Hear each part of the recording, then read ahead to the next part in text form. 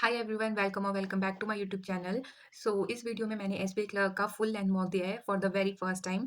और उससे पहले मैं एक बात क्लियर कर देती हूँ कि अभी मैंने मेंस पढ़ना जस्ट अभी स्टार्ट ही किया है। शायद 1 मंथ हुआ है मेरे को, और अभी तक क्वांट्स तो मैंने छुआ ही नहीं है। मतलब 1-2 क्लासेस की होंगी, और रीजनिंग के मैंने कुछ-कुछ पजल्स बनाना सीखे हैं कि मेंस के लिए कैसे-कैसे अप्रोच होती है। तो अभी जस्ट 1 आधा मंथ हुआ होगा शायद मेरे को। और इंग्लिश का तो मैं ऐसे ही परफेक्शन में जो मैम निमिषा मैम करवाते हैं वही किया है मैंने अभी तक, और मैंने अभी कुछ नहीं किया हुआ। उस अकॉर्डिंग है, बट आई नो मैंने यूट्यूब पे देखा था और लोगों का कि उनका भी लाइक फर्स्ट ही अटेम्प्ट था। फर्स्ट अटेम्प्ट मतलब कि उन्होंने भी अभी स्टार्ट किया है, और उनके मार्क्स ऐसे 60-70s में आ रहे हैं। बट येस, मेरे नहीं आए ऑब्वियसली, बट दूसरों से कंपेयर करने से अच्छा है मैं अपने मार्क्स पर फोकस करूँ अच्छे से। एंड इससे पहले मैंने आईबीपीएस पीओ प्री का भी मतलब एग्ज़ाम दिया था। वो मेरा फर्स्ट एग्ज़ाम था, तो वो मेरा 0.31 मार्क्स से रह गया था। तो फिर उसके बाद मैंने मेंस पढ़ा भी नहीं, क्योंकि मेरे को ये था कि मैं एसबीआई क्लर्क के प्री पर अच्छे से फोकस करती हूँ, ताकि उसका प्री मेरा क्लियर हो जाए। होपफुली वो अभी क्लियर हो जाए तो मेरे को मेंस देने का मौका मिल जाएगा। सो येस, उसके बाद जब एसबीआई क्लर्क का और आईबीपीएस क्लर्क प्री के मतलब प्री वाले एग्ज़ाम हो गए थे, उसके बाद मैंने मेंस पढ़ना स्टार्ट किया है। जैसे लास्ट वीडियो में मैंने अपने जो सेक्शनल दिया था ना, इंग्लिश, क्वांट्स और रीज़निंग के, तो वो लाइक अच्छे गए थे। उनमें लाइक परसेंटाइल भी अच्छी आ रही थी और स्कोर भी अच्छा था। तो मैंने सोचा शायद ठीक है भाई, सेक्शनल अच्छे जा रहे हैं तो फुल मॉक क्यों नहीं जाएगा अच्छा। तो लाइक 70s में ही थी मेरी सबकी परसेंटाइल। इसमें है 78.3 थी, ठीक है? 75 प्लस थी मेरी परसेंटाइल। मेरे को लगा ठीक है, सेक्शनल में इतनी अच्छी आ रही है तो ऑब्वियसली फुल लेंथ में भी अच्छी ही आएगी। बट आई एम शॉक्ड कि जब मेरा फुल लेंथ दिया वो तो उससे भी बेकार हुआ। उसी ओवर कॉन्फिडेंस में आके मैंने फुल लेंथ मॉक दिया। पहले मैंने पहला मॉक दिया, वो मेरे को अच्छा नहीं लगा, तो फिर मैंने सोचा सेकंड वाला देती हूँ, बट सेकंड उससे भी गंदा हो गया।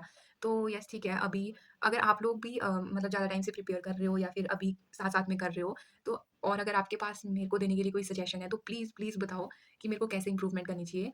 फर्स्ट मॉक मैंने दिया था, तो अभी तक ये 28,000 बच्चों ने दे रखा है, एंड मेरा स्कोर है 37, परसेंटाइल इज़ 50, पर इसमें मैंने गलतियाँ बहुत कर दी। वो भी इस चक्कर में कि इंग्लिश में मैंने बहुत गलत कर दी। मेरे को ये था कि अटेम्प्ट करते रहो, और मेरे को मतलब यही नहीं ध्यान आया कि नेगेटिव भी तो लगेंगे। तो बस, तो देखते हैं पहले। ये तो मेरे ठीक है। अब एक-एक क्वेश्चन दिखाऊँ मैं कि कैसे दिखाऊँ अब मैं? क्या दिखाऊँ, मेरे को समझ नहीं आ रहा कैसे दिखाऊँ? ये हाँ, ऐसे दिखाती हूँ। 22 मेरे करेक्ट हुए हैं, 12 गलत। इंग्लिश की वज़ह से मेरे सबसे ज़्यादा इसमें नेगेटिव लगे हैं। ऐसे ऊपर ऊपर से दिखा देती हूँ। ये है आरसी। आरसी के तो मेरे मैक्सिमम ऐसे हर मॉक में ठीक ही जाते हैं। और ये था जैसे कनेक्टर्स वग़ैरह होते हैं, ये भी मेरे ठीक थे। एंड कुछ मैंने अटेम्प्ट नहीं किए, और ये वाला इसमें मेरे को क्या बोलते हैं इसको, क्लोज़ टेस्ट। क्लोज़ टेस्ट पता नहीं क्यों मेरे को ऐसे थोड़े टफ से लगते हैं हर मॉक में ही। कुछ मेरे इसमें करेक्ट हुए हैं और कुछ इनकरेक्ट हुए हैं। यहाँ पर था रेन इन। मैंने क्या सोचा, रेन इन का होता है जैसे स्ट्रॉन्ग बनाना, है ना? मज़बूत बनाना। बट यहाँ पर था इसका मीनिंग होता है टू कंट्रोल और लिमिट, कुछ चीज़ को ऐसे अपने कंट्रोल में रखना। बट मैंने इसका मीनिंग ले लिया था रेन इन स्ट्रॉन्ग बनाना, तो उसके अकॉर्डिंग ये मेरे गलत हो गए थे। फिर नेक्स्ट ये था, और ये भी थे तो ये ईज़ी, बट पता नहीं क्यों मैंने गलत किए हुए सारे ही। एक मेरा ठीक हुआ था, इसमें ये सारे गलत ही हैं। एंड यहाँ पे ये पैराजंबल था, उसका भी मेरा 1 ठीक हुआ है, बाकी लास्ट के 2 ठीक हुए हैं बस। एंड उसके बाद ये एक और आरसी था। आरसी जैसे मैंने बोला कि मेरा ठीक हो जाता है। आरसी के ठीक थे, और लास्ट में ये एरर वाला फिर से गलत, आई डोंट नो क्या है ये। फिर आते हैं क्वांट पे। क्वांट पे तो मुश्किल से मेरा अटेम्प्ट ही 10 के पास पहुँच पाते हैं।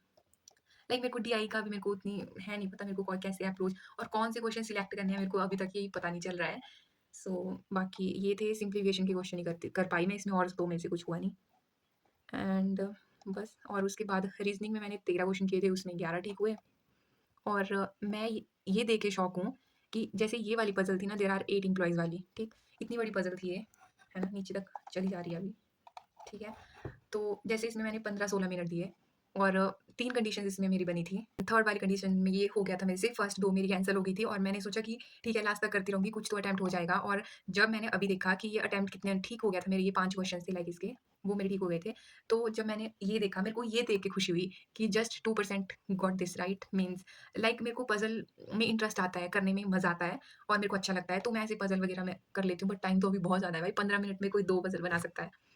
यस, ये हो गया। और ये था यहाँ पे जैसे क्वेश्चंस जो मैंने बनाया था, ये थी यहाँ पे 3 ये बनाई हुई थी मैंने।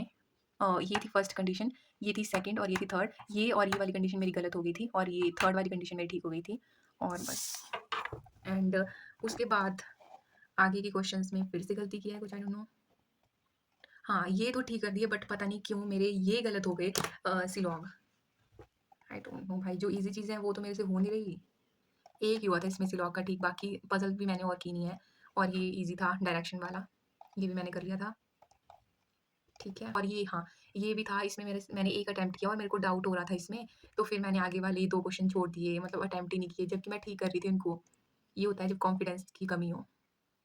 देन उसके बाद था ये डाटा सफिशिएंसी, वो मेरा ठीक हो गया था और ये ब्लड रिलेशन वाला रह गया था, ये नहीं हुआ था मेरे से, और एक और था ये आगे, ये भी हो गया था। फिर इसके बाद मैंने यहाँ टाइम तो दिया बट मेरा टाइम हो गया था तब तक।